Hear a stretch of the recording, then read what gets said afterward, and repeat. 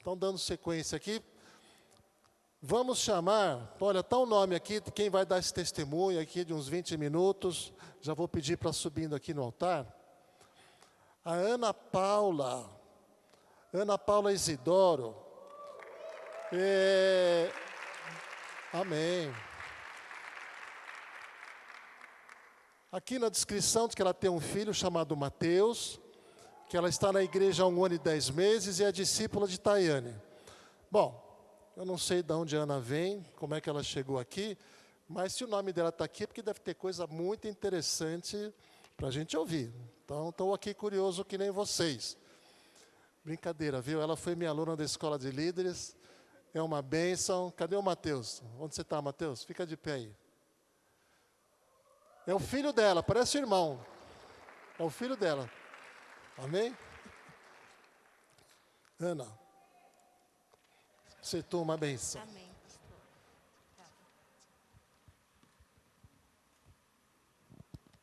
Boa noite.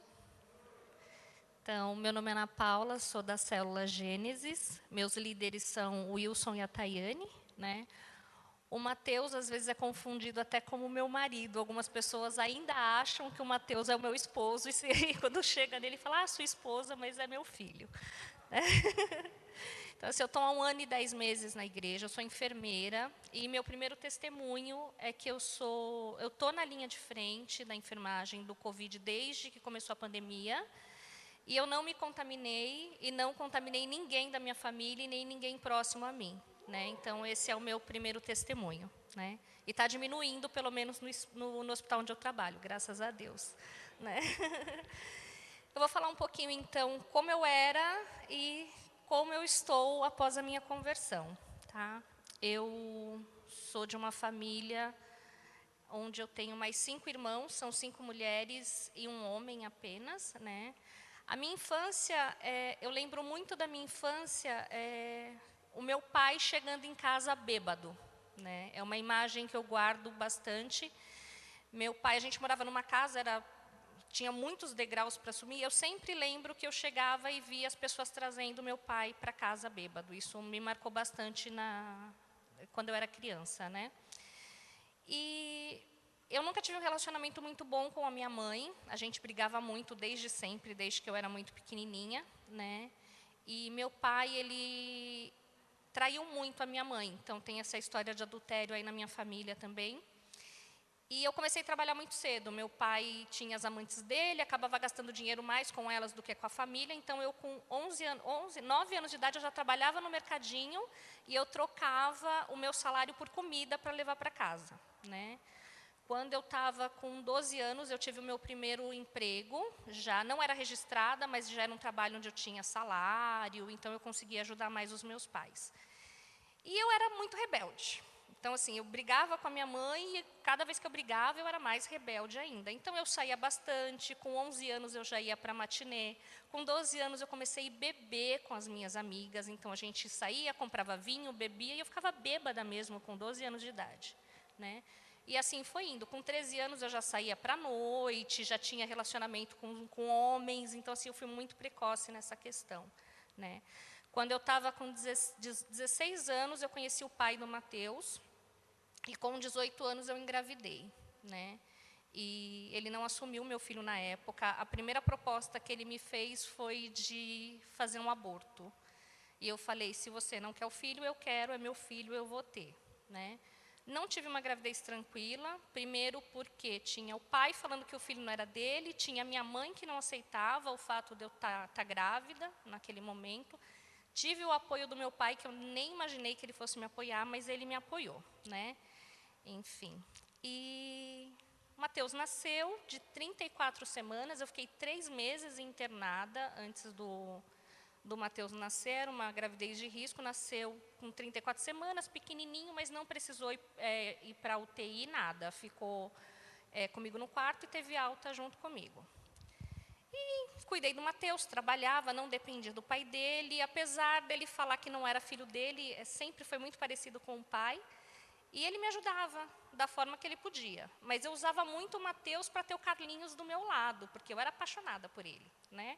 Mas Depois do Mateus ter uns 5 meses, eu voltei para a minha vida, de ir para o samba, de beber, de me relacionar. Então, assim, não faltava nada para o Mateus, mas faltava para a minha vida, porque era uma pessoa vazia, né? Enfim. Quando o Mateus fez 8 anos de idade, o pai dele se relacionava com uma mulher, que ele passou a se relacionar com essa mulher quando o Mateus nasceu. A gente não casou, depois que eu engravidei e tive meu filho, nós nunca mais tivemos relacionamento.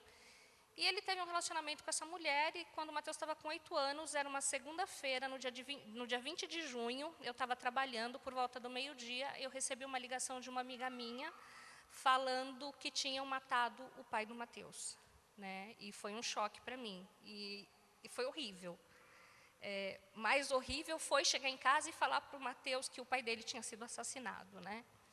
Tudo indica que foi um crime passional, né, que foi uma vingança dela por ele não estar mais junto com ela, mas a gente não sabe o que realmente aconteceu. Isso é o que a polícia acha que tinha acontecido. E meus pais eram, assim, meu pai me levou para um centro espírita quando eu tinha 9 anos de idade, era um centro kardecista, e eu cresci acreditando na doutrina espírita. Então, assim, depois que o Carlinhos morreu, eu ia muito atrás de psicografia. Eu vivia na psicografia. Onde tinha psicografia, eu estava indo, né? E depois de um tempo, bastante tempo, acho que uns 3, 4 anos, eu comecei a perceber que isso estava me fazendo mal, mas fazia mal para mim, mas fazia mal maior para o meu filho, porque ficava naquela expectativa, ai, meu pai não manda notícia, meu pai não manda notícia, meu pai não manda notícia. Eu falei, não, isso tem que acabar. E parei de frequentar essas reuniões de psicografia.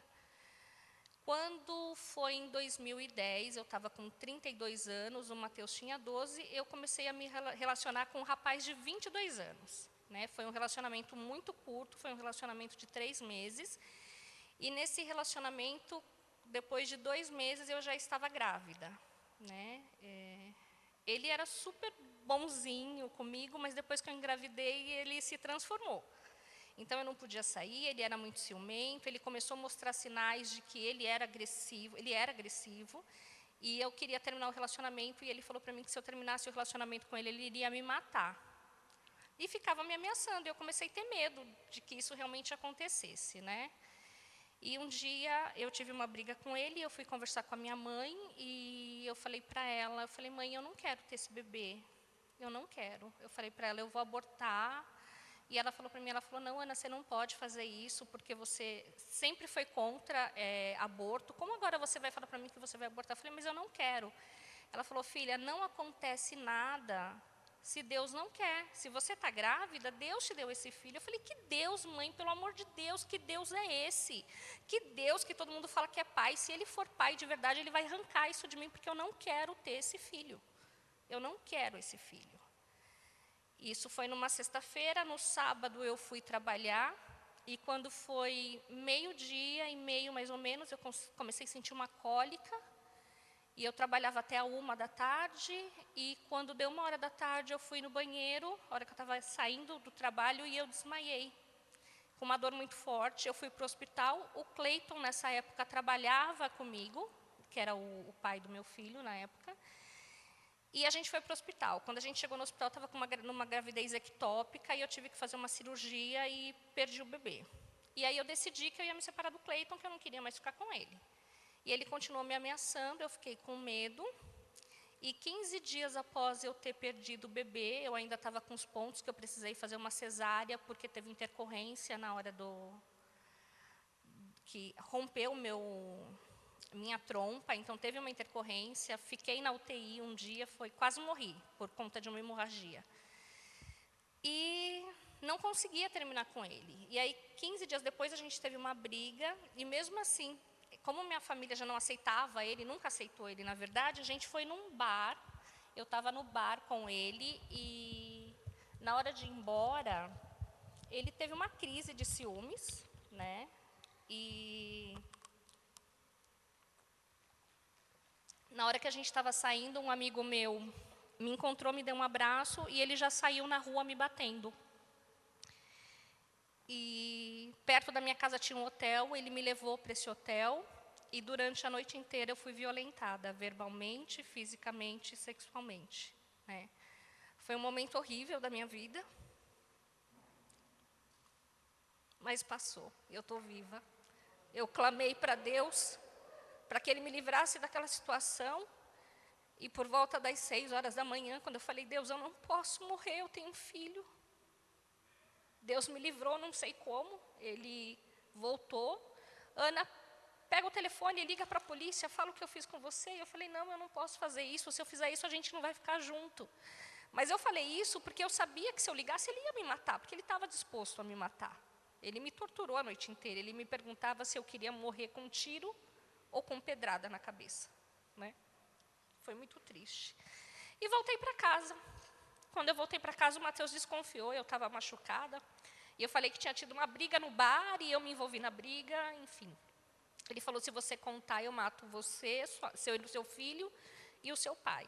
E aí mandei ele embora. Ele foi embora, eu fiquei 6 meses fazendo tratamento psiquiátrico, eu não conseguia sair na rua, todos os homens que eu olhava, eu via o rosto dele.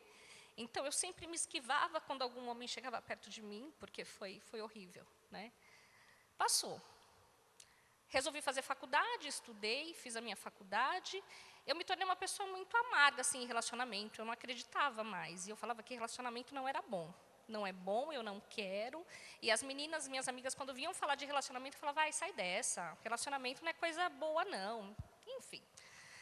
E aí foram passando os anos, eu ainda continuava brigando muito com a minha mãe. Eu e o Mateus, a gente tinha um relacionamento de amigos. Nós não éramos filhos, mãe e filho, nós éramos muito amigos, né?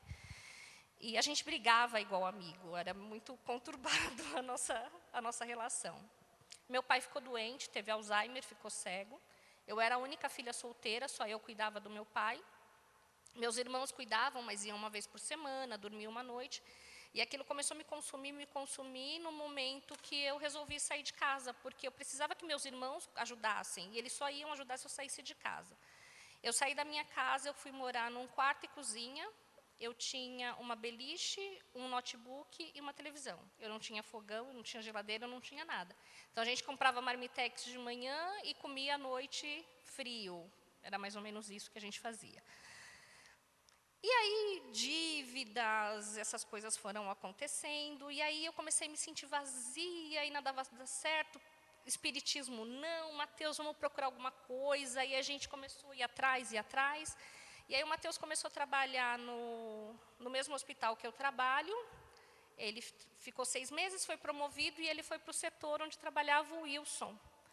E aí o Wilson convidou o Mateus para assistir a célula, né? Ele foi assistir a célula, mas ele não firmou na célula. E ele falava assim, mami, tem que ir. Eu falava, vai filho, pelo amor de Deus, eu odeio crente, eu não vou ser crente, eu não quero ser crente, né?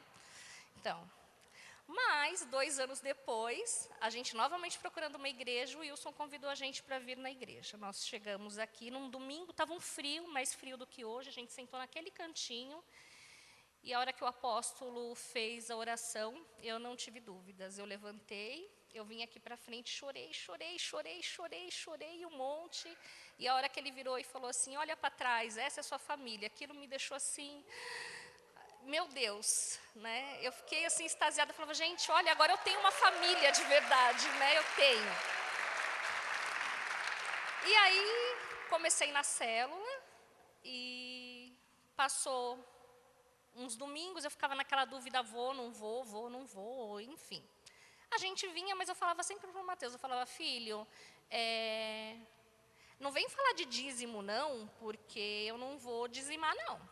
Dízimo não, eu não quero, Deus não gosta de barganha, Ele dá porque tem que dar, não é porque a gente está dando dinheiro não. Enfim. E aí, comecei na célula, acho que na 3ª ou na 4ª célula que eu estava indo, o Wilson, ele começou a pregar e ele começou a falar de uma coisa que não tinha nada a ver, ele falou de perdão. Foi a primeira vez que o Espírito Santo falou comigo. O Espírito Santo falou, é momento de perdão. E eu comecei a chorar, e eu não queria aceitar, porque eu sabia que o perdão era para o Cleiton. Eu tinha que liberar perdão para ele, eu falava, mas eu não quero. E eu fiquei uma semana chorando e relutando. Eu falei, eu não quero. Na outra célula eu falei, eu não quero fazer isso, eu não vou fazer isso. E logo que isso aconteceu, algumas pessoas me falavam que o Cleiton, ele tinha se convertido, que ele estava numa igreja e que ele usava o que ele fez comigo como testemunho. Eu achava aquilo um absurdo. Eu falava, qualquer dia eu vou naquela igreja, eu vou falar quem ele é, canalha. Eu falava, Deus não vai perdoar ele de nunca do que ele fez, porque eu não aceitava. Enfim, procurei ele nas redes sociais, achei, mandei uma mensagem para ele. E naquele momento eu me senti muito tocada, porque tinha uma mensagem dele 2 anos depois, em 2012, me pedindo perdão pelo que ele tinha feito. E eu não aceitei. Eu falei para ele que ele nunca ia ser perdoado, que Deus nunca ia perdoar o que ele fez. Naquele momento eu me senti muito triste. E quando eu comecei a escrever para ele, eu não escrevi falando para ele que eu estava perdoando ele. Eu comecei pedindo perdão para ele, porque na época ele tinha 2 filhas, e eu falava que as filhas dele iam encontrar alguém que iam fazer com ela o mesmo que ele fez comigo. Então, eu comecei pedindo perdão para ele e a gente resolveu a nossa história. Não sou amiga dele, bloqueei ele das redes sociais, porque a cicatriz fica, né? Mas eu estou bem tranquila quanto a isso, né? Então, foi muito forte para mim perdoar e perdoei de verdade, né? Aí, logo em seguida, veio o batismo. Eu não vim para me batizar, mas batizei de ouvir a pregação. Exatamente, eu vim, estava com roupa porque eu ia trabalhar e eu falei, não, eu acredito em Deus, eu vou, lógico que eu vou me batizar, e fui. Fui para o encontro com Deus, me entreguei. Alguém aqui já foi no encontro? Como que é o encontro, gente? Uhul! Isso aí, é tremendo, é tremendo. E um dia a gente estava indo para a minha casa, aqui a gente tem nossos líderes, e a gente precisa estar ali junto com os líderes, né? A gente estava indo para a casa do Wilson, e o Wilson perguntou se eu pagava, morava, minha casa era própria, eu falei que era aluguel. E aí o José, o filho do Wilson, falou assim, não, mas eu vou orar para Deus dar uma casa para você. Eu falei, ai José, bem que eu queria, mas eu não tenho dinheiro para isso, né?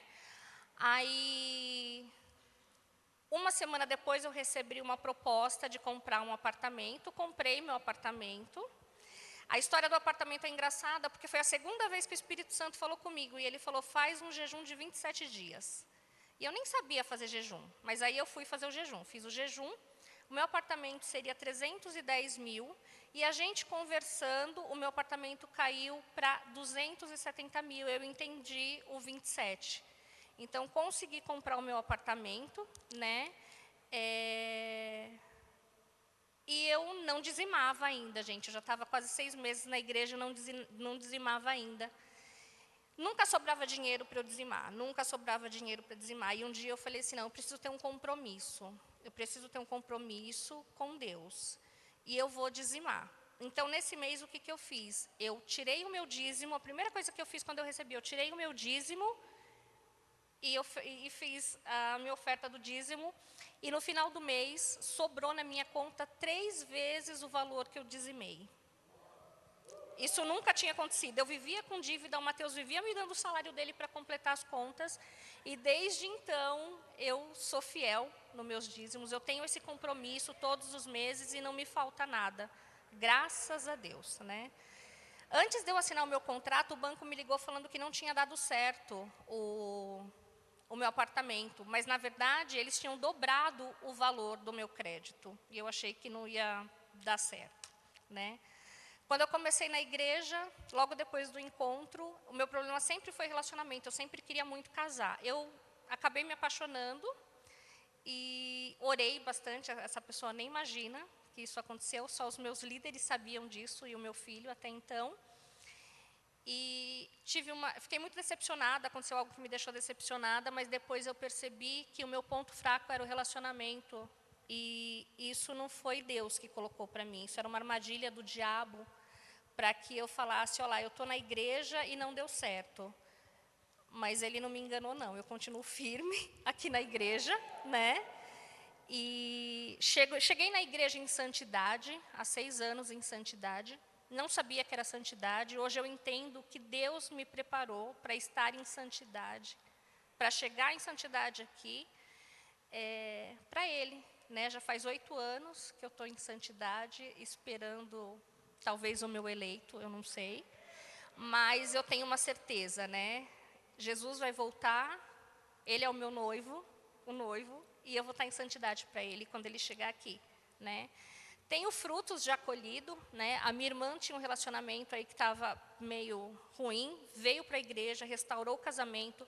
Através dela, ela trouxe a Jaqueline, que já trouxe várias vidas para a igreja também, né? Então, é bênção. E no batismo do sábado, que tinham 35 pessoas, 5 dessas pessoas eram da nossa geração, né?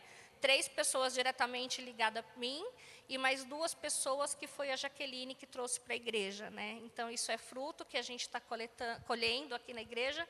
O Joselito, ele eu conheci no Uber, numa conversa de 10 minutos. Então, assim, gente, não deixem de falar de Jesus. Em 10 minutos, dentro de uma viagem muito pequena, eu trouxe uma família para a igreja que está sendo restaurada também, né? E ele vai falar um dia o testemunho dele também. E assim, hoje eu sou tão fiel nos meus dízimos que eu resolvi que o meu imposto de renda vai ser oferta para Israel sempre que eu receber, né? Então, para quem não acreditava no dízimo, e assim, eu não dou nada para Jesus em barganha, Ele está me dando, é por isso que eu estou dizimando. Eu vim aqui sem esperar nada dele, Ele está me dando tudo. Isso é o compromisso com Deus. A partir do momento que a gente tem um compromisso com Ele, a gente começa a colher os frutos que Ele tem para a gente. Eu sou muito grata à igreja, à família. Hoje eu sou feliz, eu achava que eu era feliz quando eu estava no mundo, mas eu não era. Hoje eu sou extremamente feliz. Não me falta nada. Eu sou feliz, eu não estou feliz. Essa igreja é a minha casa, é a minha vida, e eu não vejo a hora de trazer toda a minha família para cá. Está sendo difícil, mas a gente está orando por isso, e eu tenho certeza que eu ainda vou testemunhar com a minha família inteira aqui em cima. Eu amo vocês, gente, muito.